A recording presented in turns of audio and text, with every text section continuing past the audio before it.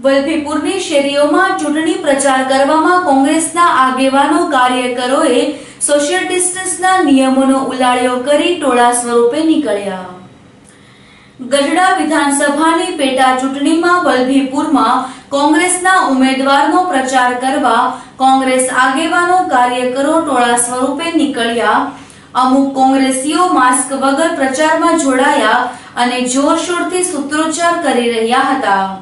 ટોળા સ્વરૂપે કોંગ્રેસના કાર્યકરો વલભીપુરની શેરીઓમાં પ્રચાર કરતા જોવા મળ્યા, જેને લઈ લોકો કહી રહ્યા હતા કે શું નિયમો સામાન્ય માણસો અને નવરાત્રીના રાસ ગરબામાં જ નડે છે, ચૂંટણી પ્રચારમાં ન નડે?